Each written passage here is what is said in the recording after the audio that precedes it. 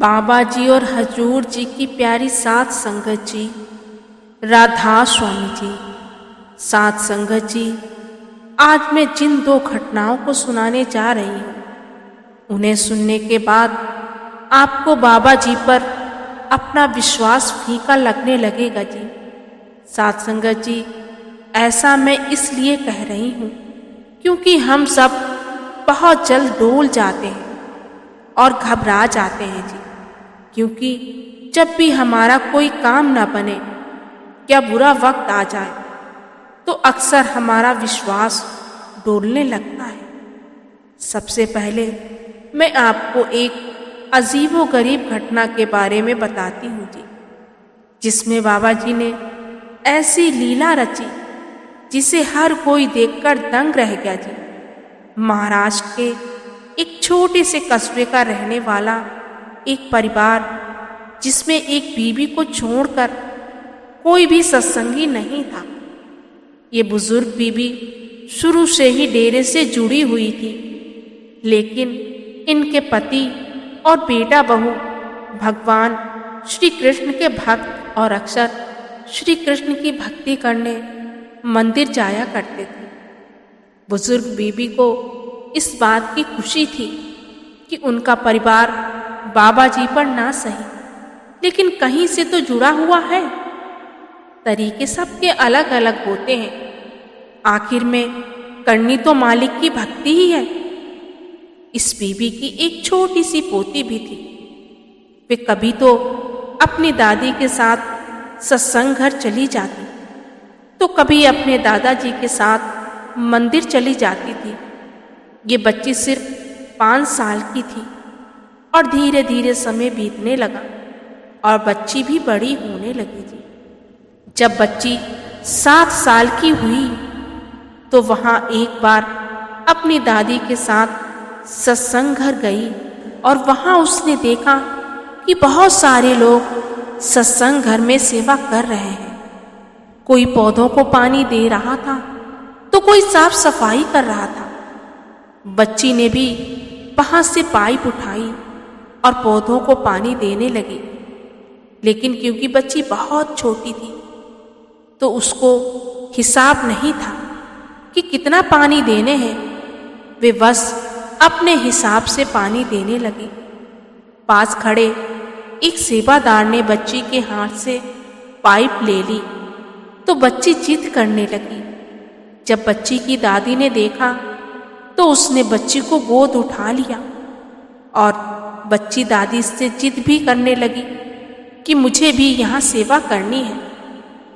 तो बच्ची की जिद पूरी करने के लिए दादी ने बच्ची को घास पर खेलने की सेवा दे दी। बच्ची बहुत छोटी थी तो उसको लगा कि सत्संग घर में खेलना भी एक सेवा ही होगी, तो वह वहाँ घास में खेलने लगी और दादी ने आसानी से अपनी सेवा पूरी की और पोती को लेकर घर आ गई। ऐसे ही समय बीतता रहा। बच्ची का रुझान मंदिर में ना होकर सत्संग घर में होने लगा। साथ संगत जी, यहाँ हमें एक बात ये भी समझना जरूरी है कि इस संसार में कोई भी इंसान अगर ये सोचे कि वे अपनी मर्जी से सत्संगी बन गया है तो ये सोचना बिल्कुल गलत है जी। सतगुरु की मर्जी के बिना कोई सत्संगी नहीं बन सकता। सतगुरु अपनी रूहों को खुद चुनते हैं और शायद इस बच्ची को बाबा जी ने अपनी ओर ही लगाना था, जबकि इसके मम्मी पापा और दादा वो तीनों लोग घर में सत्संगी माहौल होने के बाद भी सत्संगी नहीं बन सके। बच्ची अब और बड़ी हुई तो 10 साल की उम्र में बच्ची को परमार्थ की बातें सुनना और करना अच्छा लगने लगा। इतनी सी उम्र में बच्ची की दिलचस्पी रूहानियत की तरफ देखकर हर कोई दंग रह जाता था। बच्ची अब बाबा जी पर विश्वास करने लगी। बच्ची के दादा बच्ची को कभी कभी मंदिर ले जाया करते थे और बच्ची अक्सर वहाँ पंडित को भगवान की मूरत पर भोग लगाते देखा करती थी। पंडित प्रसाद को मूरत के आगे रखकर आगे से पर्दा बंद कर देता था और 2 मिनट के बाद पर्दा खोल देता और प्रसाद को भक्तों में बांट देता। बच्ची अक्सर ये देखती और नोटिस किया करती थी। एक दिन बच्ची ने अपने दादाजी से पूछा, पंडित जी क्या करते हैं? तो दादाजी ने समझाया कि बेटा, खाने को पहले कान्हा जी खाते हैं और उसके बाद भक्तों में बांटा जाता है। बच्ची ने पूछा, फिर कान्हा जी पर्दे के पीछे क्यों आते हैं? सामने आकर खाना क्यों नहीं खाते? इस सवाल पर दादाजी के पास कोई जवाब नहीं था। दादाजी ने कह दिया कि कान्हा जी दर्शन उन्हीं को देते हैं जो उनकी बहुत सारी भक्ति करते हैं, इसलिए वे सबके सामने ऐसे नहीं आते। साथ संगत जी, अब बच्चे तो बच्चे होते। इस तरह बच्ची के मन में ये बात बैठ गई और घर जाने के बाद बच्ची ने सारी बात अपनी दादी को बताई। तो दादी ने भी कहा कि बेटा, परमात्मा के दर्शन तभी होते हैं जब बहुत ज़्यादा भक्ति की हो। तो बच्ची कहने लगी कि क्या मेरी रोटी को बाबा जी खाने आएंगे, भले ही वे मुझे अभी दर्शन ना दें, क्योंकि मैंने अभी उनकी भक्ति नहीं की, लेकिन वो कान्हा जी की तरह मेरी थाली में से एक रोटी तो खा सकते हैं ना। ये सुनकर दादी मुस्कुरा पड़ी और समझाने लगी कि बेटा जी, बाबा जी कभी नहीं कहते कि उनकी संगत उनकी भक्ति करें। बाबा जी कहते हैं हमें तो उस एक मालिक की भक्ति करनी है जो हमारे सबके अंदर वास करते हैं। बच्ची कहने लगी कि मैं मालिक की भक्ति भी करूंगी, लेकिन पहले मैं अपनी थाली में से एक रोटी बाबा जी को खिलाऊंगी। बच्ची की दादी फिर से मुस्कुरा पड़ी और कहने लगी कि बेटा, अगर विश्वास हो तो बाबा जी को भी आना पड़ता है। अब बच्ची को तो पहले से ही बाबा जी पर बहुत विश्वास हो चुका था, तो बच्ची ने जिद पकड़ ली कि मेरी थाली की पहली रोटी बाबा जी को खानी पड़ेगी, उसके बाद दूसरी रोटी मैं खाऊंगी। बच्ची अक्सर घर में दादी के साथ अकेली ही रहा करती थी, क्योंकि बच्ची के मम्मी पापा और दादा सुबह अपने काम पर चले जाया करते थे और अब अकेली दादी के आगे बच्ची ने जिद पकड़ ली कि पहली रोटी बाबा जी को ही आकर खानी पड़ेगी, भले ही वे मुझे अभी दर्शन ना दें, लेकिन बाबा जी को रोटी खाने के बाद ही मैं दूसरी रोटी खाऊंगी।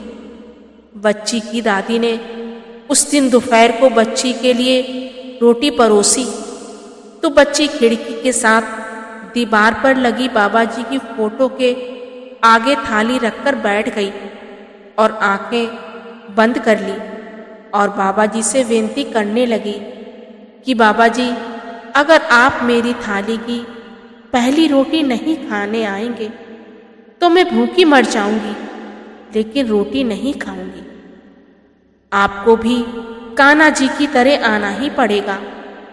साथ संगत जी, उस समय बच्ची की दादी रसोई में थी और इधर कमरे में बच्ची ने 2 से 3 मिनट के बाद आंखें खोली तो उसकी खुशी का ठिकाना न था।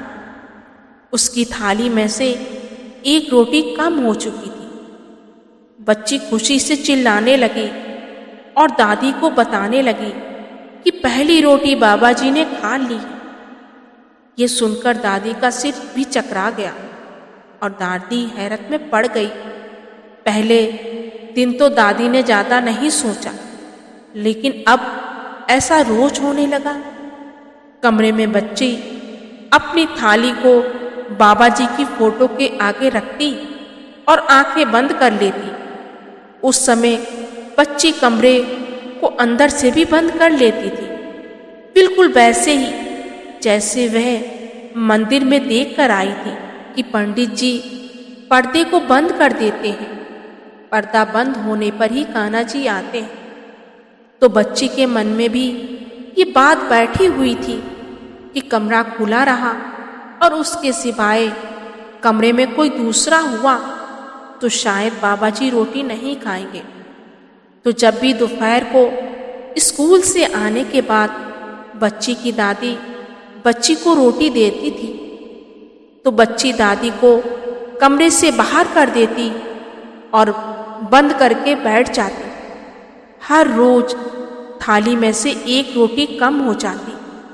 बच्ची की दादी ने ये बात घर के बाकी लोगों को बताई तो सब कहने लगे कि हमारी बच्ची कहीं खुद रोटी खाकर ऐसा तो नहीं बोल रही है कि बाबा जी ने यहाँ आकर रोटी खाई। बच्ची की मम्मी पापा कहने लगे अब भला बाबा जी यहाँ कैसे आ सकते हैं, लेकिन दादी को इतना तो विश्वास था कि उसकी पोती झूठ नहीं बोल सकती। दादी ने अपनी पोती से पूछा कि बेटा क्या तेरे सामने आकर बाबा जी रोटी खाते हैं? तो बच्ची ने कहा कि नहीं दादी, मेरी तो आंखें बंद होती हैं। 2 मिनट के बाद जब मैं आंखें खोलती हूँ तो एक रोटी बाबा जी खा चुके होते हैं। दादी ये सुनकर हैरान हुए जा रही थी और उसको चिंता भी हो रही थी कि आखिर ऐसा कैसे हो रहा है। दादी ने बच्ची के पापा से कहा कि कुछ भी करके इस राज का पता लगाओ कि रोटी कौन खा रहा है। बच्ची के पापा ने अगले दिन चुपके से अपने मोबाइल का कैमरा ऑन करके मोबाइल को उसी कमरे में छिपाकर रख दिया और मोबाइल में से सब कुछ रिकॉर्ड हो गया। जब घर वालों ने शाम को मोबाइल की रिकॉर्डिंग देखी तो सबके होश हो गए और सब सोच में पड़ गए कि बाबा जी ने एक बच्ची का विश्वास टूटने नहीं दिया। साथ संगत जी, बच्ची जैसे ही थाली को खिड़की के पास बाबा जी की फोटो के आगे रखकर आंखें बंद करती थी, उसी समय खिड़की के पास एक बंदर आता और खिड़की में हाथ डालकर एक रोटी उठाकर वहां से चला जाता। और जब बच्ची आंखें खोलती तो उसको यही लगता कि एक रोटी बाबा जी ने खाई है। बच्ची के घर वालों ने बच्ची को कभी ये बात नहीं बताई कि एक बंदर रोटी लेकर जाता है, क्योंकि बच्ची की दादी को अब पूरा यकीन हो चुका था कि बाबा जी ने उसकी पोती का विश्वास और ज़्यादा गहरा करने के लिए ही उस बंदर को उनके घर भेजा है। बंदर ठीक उसी समय ना जाने वहाँ कैसे पहुँच जाता था, जबकि उस पूरे इलाके में बहुत सालों से एक भी बंदर नहीं दिखा था। और रोटी लेने के बाद बंदर कहाँ गायब हो जाता था ये बात भी किसी को नहीं पता।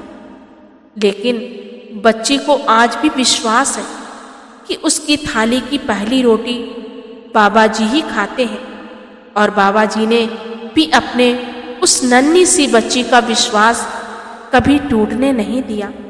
साथ संगत जी, अब आप ही बताओ, क्या हम सब भी इस बच्ची के जितना विश्वास बाबा जी पर करते हैं क्या? हमारा विश्वास तो वक्त और हालात के साथ डोलने लगता है जी। साथ संगत जी, अभी इस वीडियो में बने रहे जी।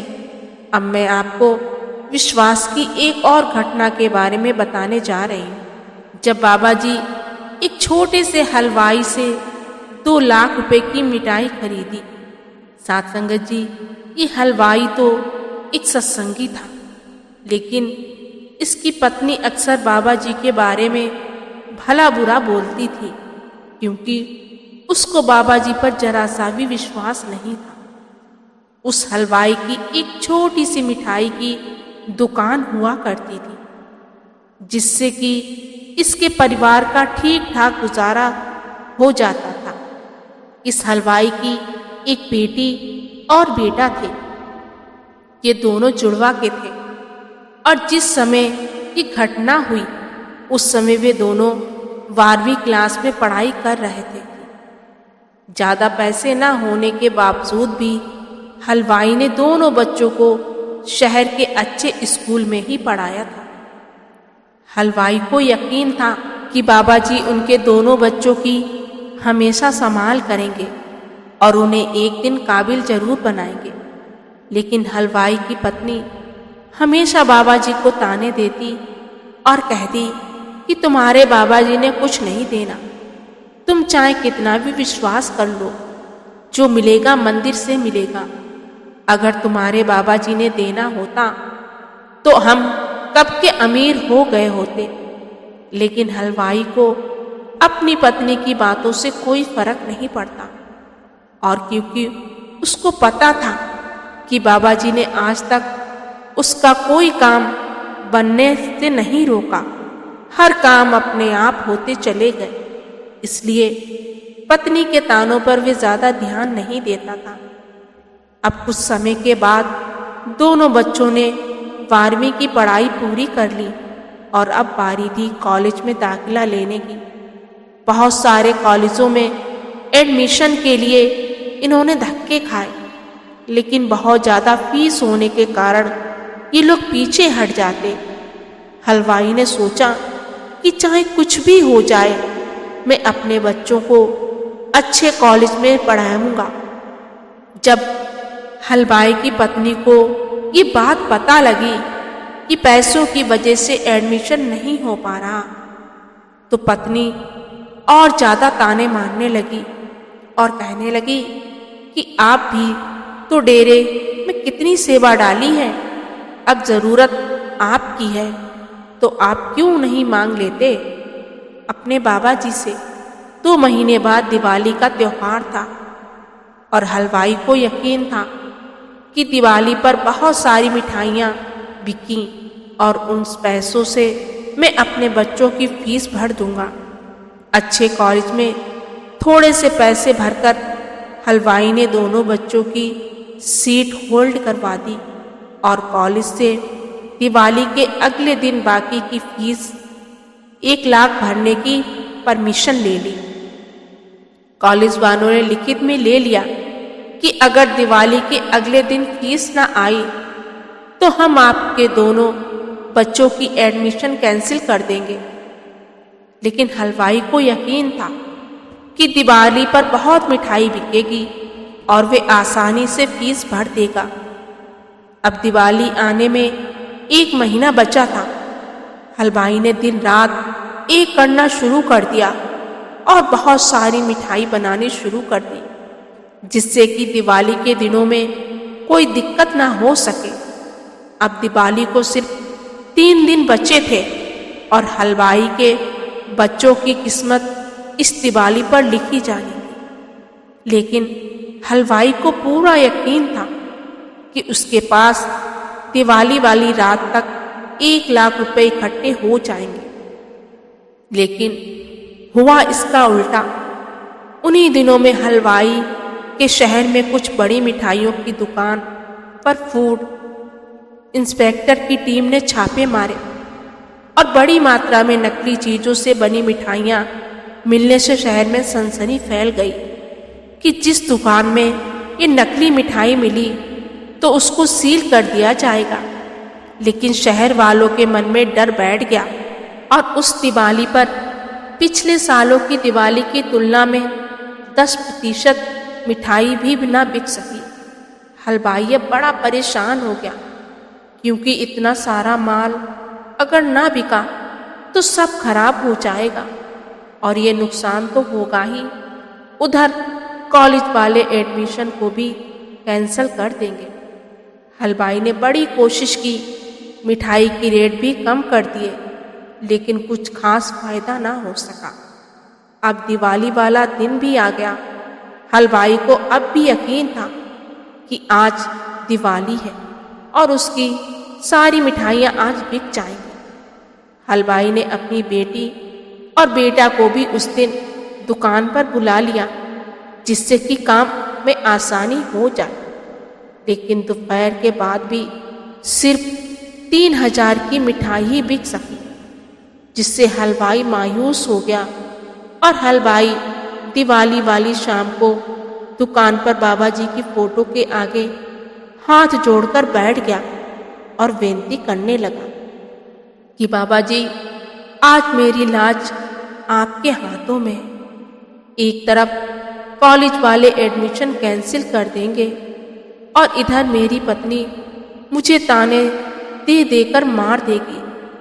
ये माँ कहकर हलवाई दुकान को कुछ देर के लिए बच्चों के हवाले छोड़कर दुकान से निकल गया, क्योंकि हलवाई बड़ा ही परेशान हो रहा था। तो उसने सोचा कि थोड़ा बाजार देखकर आता हूँ।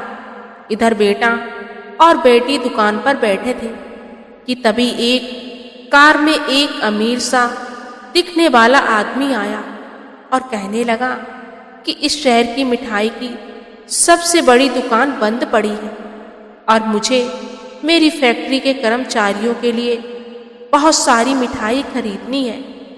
मुझे 1000 डिब्बे मिठाइयों के चाहिए। कि सुनकर हलवाई का बेटा और बेटी खुशी हो गए और वह कहने लगे कि जी हमारे पास मिठाई तैयार है। तो वे आदमी कहने लगा कि ठीक है, तुम 1000 डिब्बे पैक करो, तब तक मैं अपना एक काम निपटा कर आता हूँ। अगर मैं न आया तो मैं अपने नौकरों को भेज दूंगा। ये कहकर उस अमीर आदमी ने 1000 डिब्बों के हिसाब से रुपए हलवाई के बच्चों के हाथ में थमा दिए और वहां से चला गया। बच्चों ने उसी समय मिठाई पैक करनी शुरू कर दी। कुछ देर के बाद हलवाई वापस दुकान पर आया तो वे देखकर हैरान रह गया कि उसके बच्चे जल्दी जल्दी मिठाई पैक कर रहे हैं। हलवाई ने पूछा तो बच्चों ने सारी बात बता दी। हलवाई ये सुनकर बाबा जी का शुक्र करने लगा और हलवाई भी मिठाई पैक करने लगा। जब 1000 डिब्बे पैक हो गए तो उसके कुछ देर बाद वे आदमी वापस आया और उसने अपने नौकरों से कहा कि इनमें से 999 डिब्बे कार में रख दो।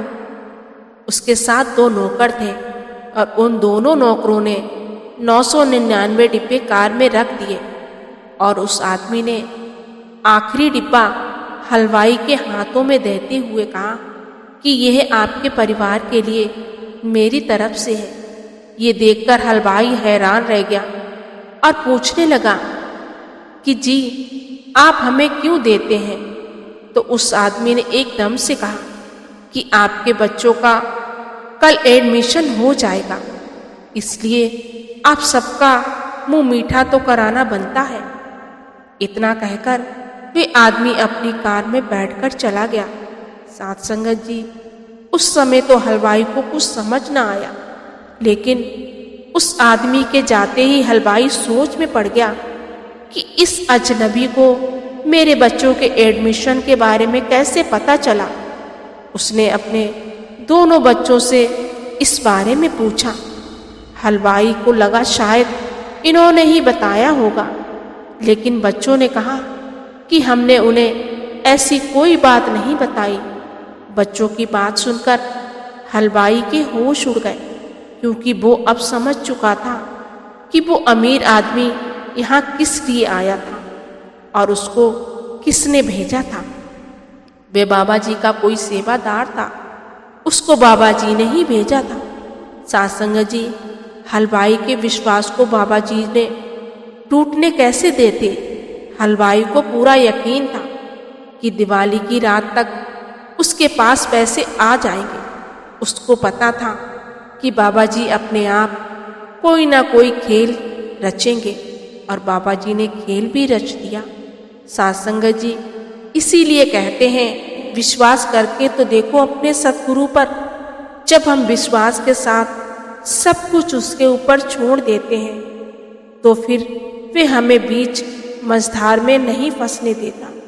साथ संगत जी, आशा करती हूँ ये दोनों घटनाएं आपके लिए बड़ी प्रेरणा साबित होंगी जी। वीडियो आपको कैसी लगी कमेंट में लिखकर जरूर बताएं जी। और चैनल को अभी तक आपने सब्सक्राइब नहीं किया तो जरूर कर लें जी। गुरु प्यारी साथ संगत जी, राधा स्वामी जी।